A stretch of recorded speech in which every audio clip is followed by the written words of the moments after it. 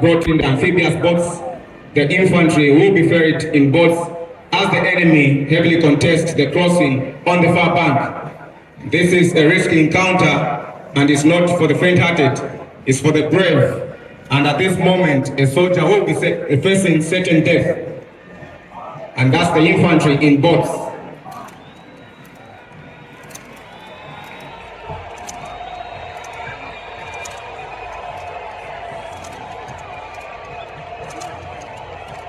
The enemy is contesting the crossing on the far bank. The armed forces cross successfully and will form a brigade which will allow an independent armored brigade to break out for a successful capture of the ground of tactical importance, which is a town of economic significance deep in the enemy territory.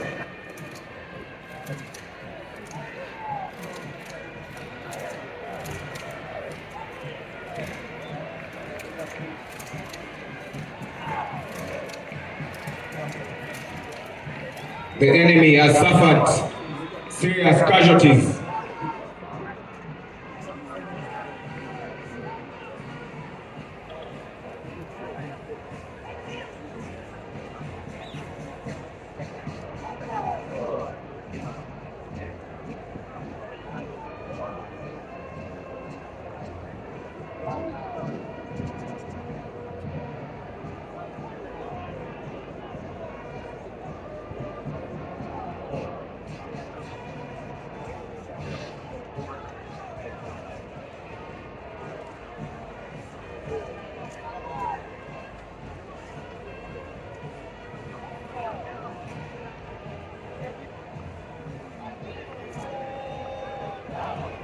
This time around, they have allowed artillery to continue its barrage of fire deep in the enemy territory to teach this stubborn enemy a bitter lesson. Lesson to pick out from this battle simulation is never start a war with a natured boabu when you are a malnourished mongrel.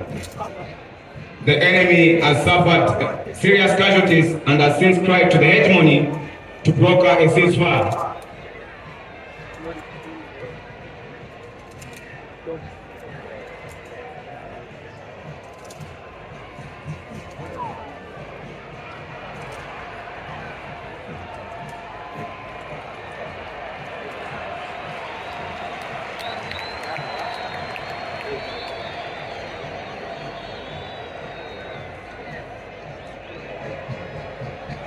A ceasefire has been brokered and the troops have been ordered back to the concentration area. What you are seeing now is casualty evacuation to make sure the injured are taken to the airpost and the dead buried in a dignified manner.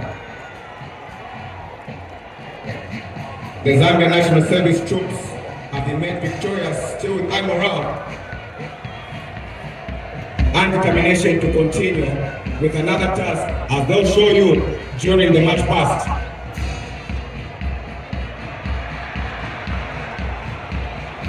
The troops have been made victorious, ladies and gentlemen, due to the able command of the Zambia National Service Commander, Lieutenant General Maliti Solochi, and the many achievements made in attaining his vision based on the 4 pillars, which are training of citizens, economic development, enhancing food security, and infrastructure development.